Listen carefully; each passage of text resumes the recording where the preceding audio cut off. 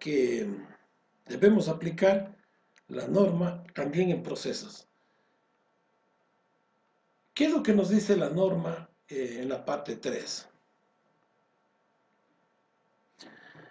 Nos dice que hay diversos sectores con diferencias en procesos y portadores de energía. Y básicamente entonces la norma nos va haciendo un desglose de cómo se dan estas diferencias a nivel de las diferentes empresas que hay eh, actualmente, ¿no?, en funcionamiento. Entonces, nos dice la norma que la energía normalmente en los procesos es utilizada primero directamente en un proceso, por ejemplo, en hornos, secadores, motores, etcétera, etcétera, ¿no? Que existe un uso indirecto también en un proceso, por ejemplo, en los intercambiadores de calor, en los sistemas de destilación, de extrusión, y también se tiene condiciones específicas, por ejemplo, los temas de puesta en marcha y de apagado, en el tema de hornos, a veces en los motores de molinos. Todos esos aspectos entonces hay que irlos analizando, ¿no? Eh, Aspectos relacionados con el cambio de producto, es decir, con el tema de la limpieza, ¿no?, de las máquinas, y los temas de mantenimiento y de transferencias que se podrían dar, ¿no?, en el proceso productivo. La norma habla también de procesos para proporcionar el portador de energía, que incluye generadores que se puedan tener, ¿no?, al interior. Entonces aquí se habla de sistemas impulsados por motores, por ejemplo, el uso de ventiladores, de bombas, de compresores, de generadores de vapor de agua, de, de sistemas de agua caliente. Y también otros procesos que se pueden encontrar, por ejemplo, los procesos de esterilización, de campanas de humo, de laboratorios, etcétera, ¿no?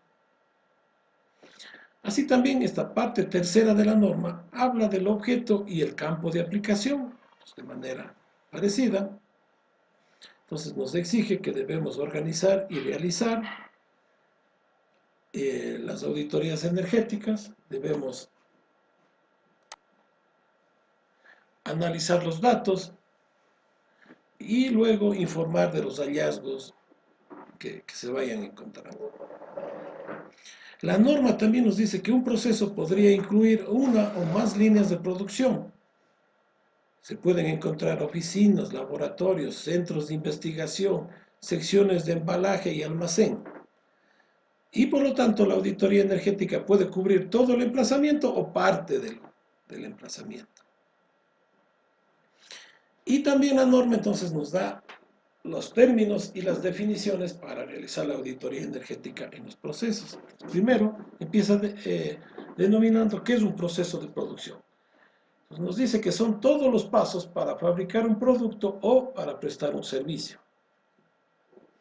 Luego define lo que es un portador de energía, que es un vector de energía necesario para el proceso y auxiliares, por ejemplo, para la producción de vapor, de agua caliente, de aire comprimido, etc. Habla de procesos para proporcionar el portador de energía. Por ejemplo, conjuntos del equipo afín al portador de energía y para su distribución. Se tiene también la definición de lo que es un emplazamiento. Procesos dentro del límite de la organización. Y la definición de energía, que puede ser electricidad, combustible, vapor, calor, aire comprimido y otros medios similares. En general, las diversas formas de energía, incluyendo las energías renovables. Aquí también la norma exige que el auditor energético cumpla los requisitos de calidad, como son la competencia, la confidencialidad, la objetividad y la transparencia. Y en el anexo de la norma, también se hace la sugerencia del flujograma del proceso de auditoría energética para edificaciones, para realizar en procesos, ¿no? Entonces, asimismo, partimos del contacto preliminar, de la reunión inicial, de la recopilación de datos y mediciones relacionadas pertinentes, y la recopilación de los factores de ajuste que afecten al consumo de energía. Luego hacemos el análisis de datos y la evaluación del indicador de desempeño energético real. Desarrollamos balances energéticos, hacemos la evaluación del indicador del desempeño energético teórico.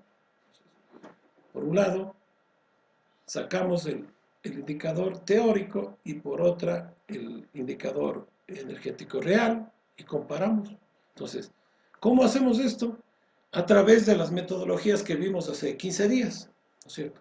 Ahí aprendimos a sacar el indicador de desempeño energético teórico. ¿Se acuerdan con la fórmula del consumo de energía versus la producción? ¿Sí? Entonces ya aprendimos cómo procesar estadísticamente los datos para tener la curva teórica. ¿Se acuerdan que hicimos la curva teórica de IC versus P?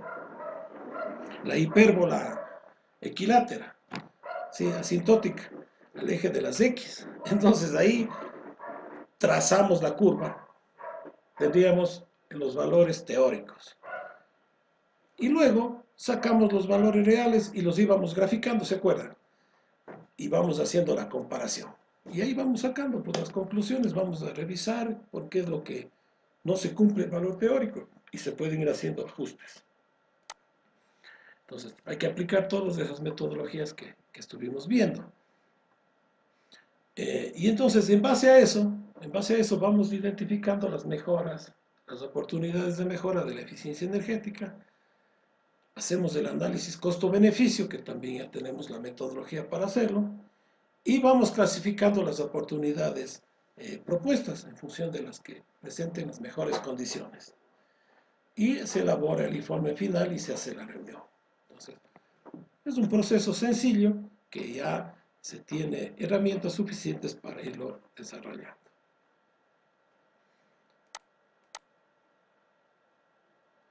Aquí también se tiene que hacer el contacto preliminar con la organización. Entonces, la norma lo que nos dice es que el auditor energético debe tener acceso y una descripción preliminar del emplazamiento y del proceso. Entonces, eso sí que hay que pedirle al dueño, ¿no? Entonces, para que ellos nos entreguen. O sea, esa primera descripción tiene que ser hecha por parte de la organización. Y como nos dice la norma, luego tenemos que hacer una visita para ir comprobando que realmente la información que nos dieron sí era adecuada. Como la norma da facilidad en el sentido de que este contacto preliminar pueda ser hecho por medios electrónicos, ¿no? Si es que no podemos acudir personalmente.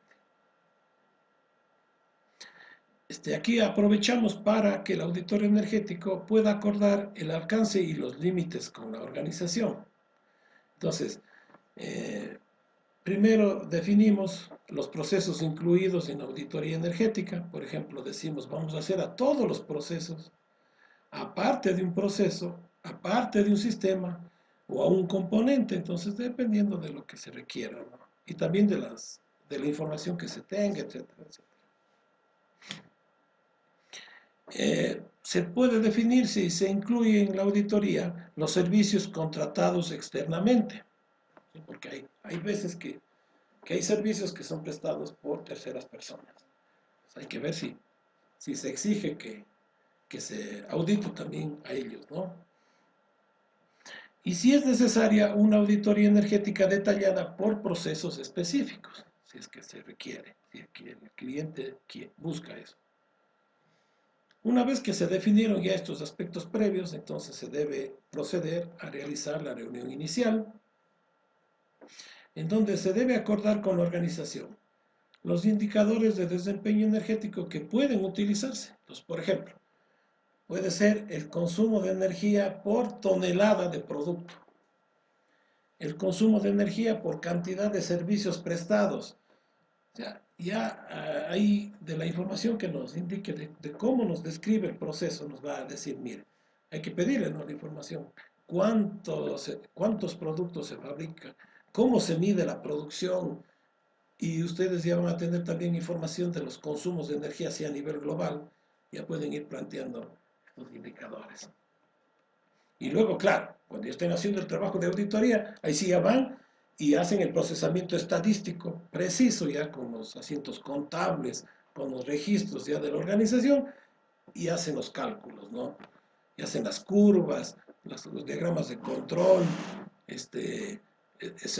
determinan la ecuación de consumo de energía versus producción, la curva de índice de consumo versus producción. Todas esas curvas ustedes ya las obtienen y ya pueden darle una información muy valiosa.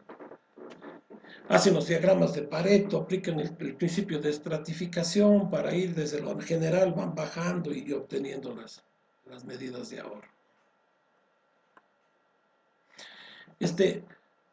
Una vez que ya se tiene acordado todos estos aspectos, entonces tenemos que hacer la recopilación de datos, que en el caso de los procesos, la norma nos dice que se puede hacer por etapas. ¿Por qué? Porque el marco, el volumen de información ya va a ser bastante grande aquí, puede ser enorme. Entonces podemos ir haciendo por etapas, ¿no? Primero podemos partir haciendo una verificación de los datos que fueron proporcionados por la organización.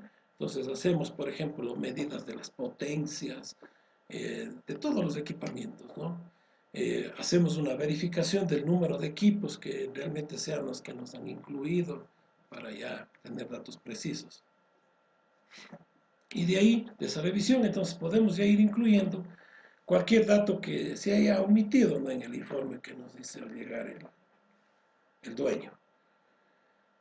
Y luego hacemos una verificación de la precisión de los equipos de medición que tenga el dueño de la empresa, ¿no? Puede ser que ya sean equipos muy antiguos y se pueda ya plantear la sustitución. Un caso típico suele ser con el tema de los medidores, ¿no?, de energía eléctrica, por ejemplo, que podemos cambiarlos ya por medidores con perfil de demanda y ahí mismo ya podemos estar planteando esto de las tarifas horarias, por decir algo, para que se beneficie ya directamente, para que recupere la inversión prácticamente automáticamente el cliente. Se debe también hacer una solicitud de información en este proceso, ¿no? Entonces debemos pedir toda la información que se tenga disponible sobre el emplazamiento, sobre todos los procesos, toda la información que tenga el cliente. En esta información de los procesos, que se nos indique debidamente cuáles son los portadores de energía que se utilizan para la fabricación. Y la información de los procesos de producción. Por ejemplo, especificaciones de los productos y la calidad de los productos. O sea, toda esta información que ellos tienen va a ser valiosa para nosotros. Y si ellos deben tener un diagnóstico y nos pueden indicar cuáles son las condiciones operacionales actuales. Esto normalmente los dueños de la compañía lo saben, ¿no? Por ejemplo, puede ser que existan máquinas que están trabajando ya no a la totalidad de su capacidad. Puede ser que ellos ya tengan problemas operativos con tal o cual equipamiento. Entonces, toda esa información es importante. ¿Por qué? Porque una alternativa buena puede ser la sustitución de equipos que ya estén obsoletos. Y entonces, ahí, ¿cómo justificamos? Cambiándole ya no por equipamiento estándar, por ejemplo, como vimos el ejemplo la vez pasada, sino cambiándole ya por equipos eficientes. Por ejemplo, ¿qué tal si hay algún motor que ya esté muy antiguo, que haya sido reparado, que su rendimiento ya esté muy por debajo de lo que fue su rendimiento nominal?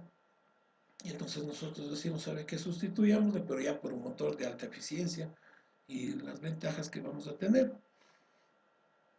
Y entonces, estas condiciones de operaciones actuales deberían darnos una idea del uso de los portadores de energía y también de la afectación que exista sobre el proceso de producción. ¿Qué tal si, por ejemplo, el uso de una máquina ya muy vieja esté limitando el rendimiento de la cantidad de productos que se están obteniendo? Todo eso es válido para plantear nosotros los proyectos de mejora.